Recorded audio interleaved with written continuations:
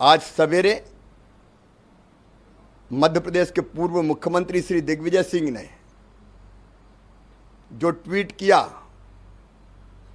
धार्मिक स्थल पर झंडा फहराने का, वो फोटो मध्य प्रदेश का नहीं है। श्री दिग्विजय सिंह ने मध्य प्रदेश में धार्मिक उन्माद फैलाने का षड्यंत्र रचा है। प्रदेश को दंगों की आग में झोंकने की साजिश की है और मेरे प्रदेश में दंगा फैलाने की कोई साजिश करेगा तो वो कोई भी हो, मैं बर्दाश्त नहीं करूंगा।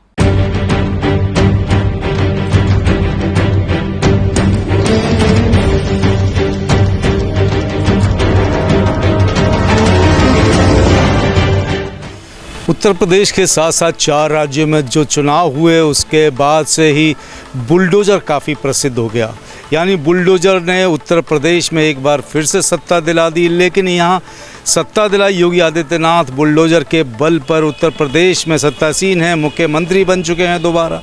लेकिन सवाल अब ये उठ रहा है कि मध्य प्रदेश के मुख्यमंत्री शिवराज सिंह चौहान जो कांग्रेस की सरकार को गिराने के बाद मुख्यमंत्री बने थे, अचानक से वो उन्होंने पलटी मारी है और अपने आप को बुलडोज़र मामा कहकर मध्य प्रदेश में समझ लीजिए उत्पात मचा दिया। एक मुख्यमंत्री द्वारा अपनी जनता के संग जो व्यवहार किया जा रहा है वो सोचनीय है, निंदनीय है और बिल्कुल लोकतंत्र के खिलाफ है। और मध्य प्रदेश में बुलडोज़र मामा के नाम से प्रख्यात हो चुके शिवराज सिंह चौहान जो वहाँ के मुख्यमंत्री हैं, वो लगातार एक वर्ग को निशाना बना रहे हैं और वो वर्ग कोई और नहीं, मुस्लिम समुदाय है। इसकी जो सबूत के साथ जो बताया जा रहा है कि साफ सामने आ रहा है कि आपने एक धर्म के खिलाफ षड्यंत्र रचा है। उस षड्यंत्र में उन 3 युवकों का जिक्र करना जरूरी होगा जो पिछले 1 महीने से अपने पड़ोसी की हत्या की साजिश में गिरफ्तार हुए हैं और वो जेल में बंद हैं।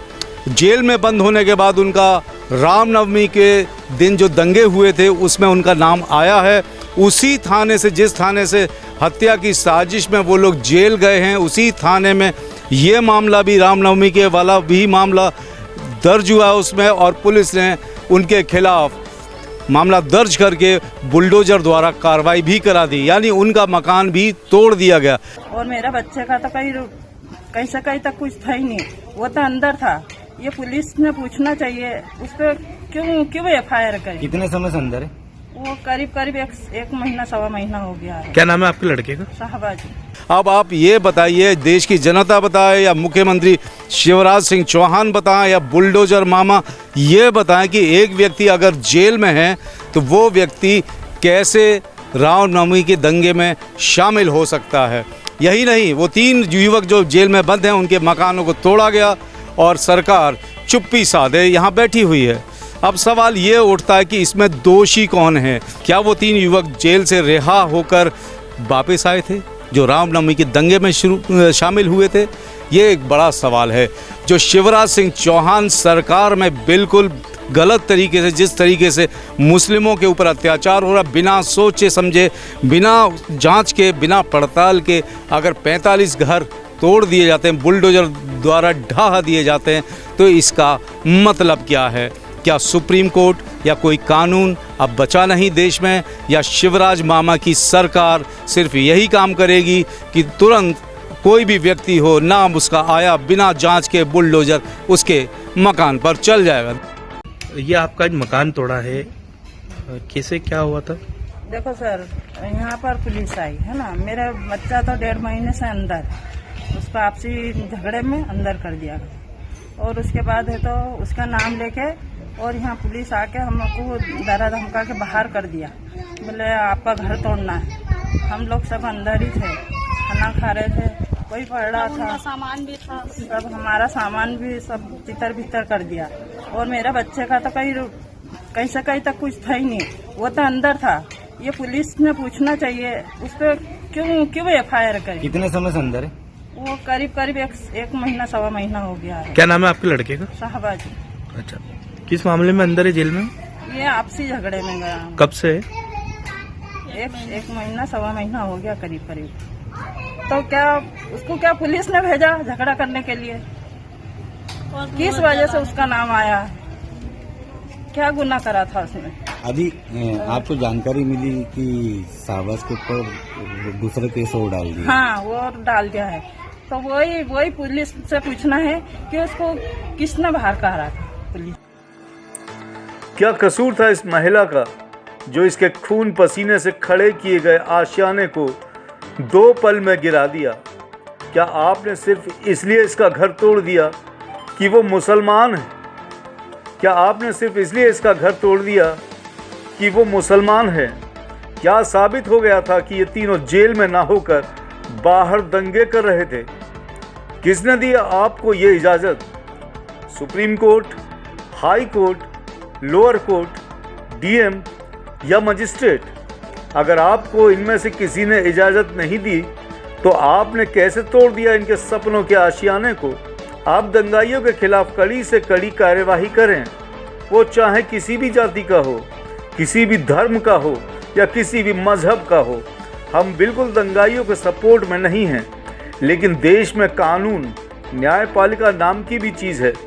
अगर आपको अपने ही मन का करना है तो क्यों थाना कोर्ट बनवा कर रखा है? सब बंद कर दीजिए। आप अपने आप को मामा कहलवा रहे हैं तो उसका मतलब भी समझ लीजिए। आपके नाम के आगे 2 बार माँ लगा, यानी कि डबल माँ की उपाधि ले रहे हैं आप, और काम कंस मामा की तरह कर रहे हैं। खरगोन में भी रामनवमी के दिन दंगा हुआ था, वहाँ भी अवैध निर्माण बताकर घर गिरा दिए गए। बाबा और मामा बुलडोजर का कंपटीशन खेल रहे हैं, जिसमें मामा कानून को पैरों तले रौंद कर आगे बढ़ चुके हैं। जो जेल में बंद हैं वो भी दंगाई हैं, और जिनका घर प्रधानमंत्री योजना के तहत बना है वो भी। हसीन फकरू का घर प्रधानमंत्री योजना के तहत बना था, उसे भी अवैध कब्जा बताकर गिरा दिया गया। मामा से अब कोई ये पूछे कि सरकारी मकानों को भी आप अवैध ज़मीनों पर बनाते हैं क्या? हसीना फकरू का ये बयान सुनिए। साल हो गए मैं पूरे रहते, कम से कम 40-50 साल हो रहा है। मेरा आदमी भी यही मरा है, मेरा एक बच्चा भी यही मरा है।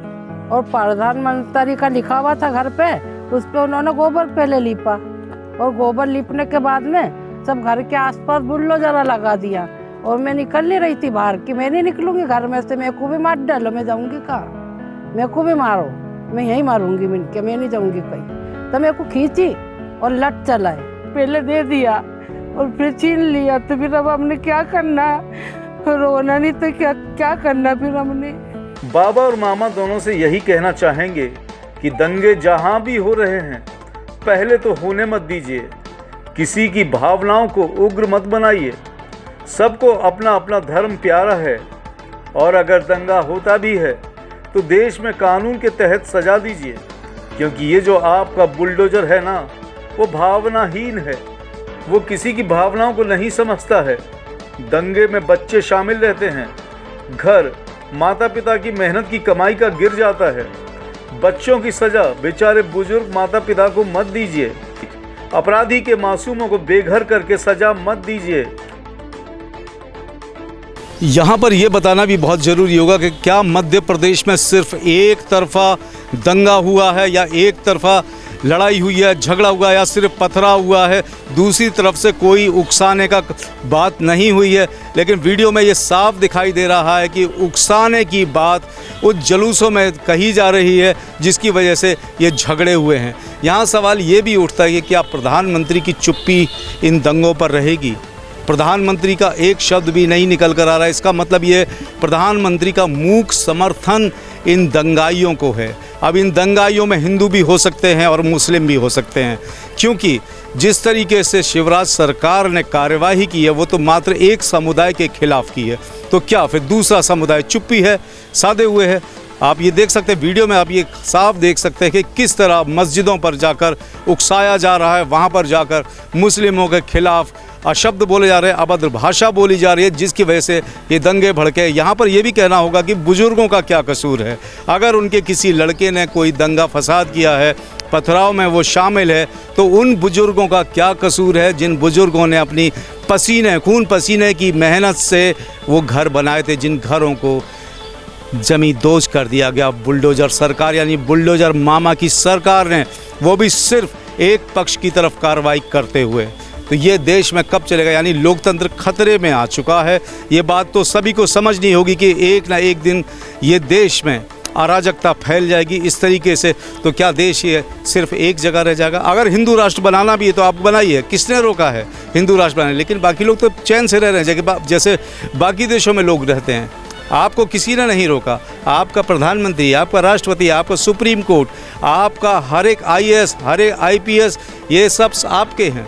फिर आपको किसने रोका है हिंदू राष्ट्र बनाने से? आप हिंदू राष्ट्र बनाइए, लेकिन कम से कम आम जनता पर यानी दूसरे धर्म के लोगों पर जुल्म तो ना ढाइए। आप सीधा सीधा कहिए कि हमको हिंदू राष्ट्र बनाना है, ये हिंदू राष्ट्र है, भारत हिंदू राष्ट्र है, तो लोग इसका सम्मान करेंगे। ठीक है, आपका हिंदू राष्ट्र है, ठीक है, कोई बात नहीं है, लेकिन कम से कम दूसरे को जीने का अधिकार तो दीजिए।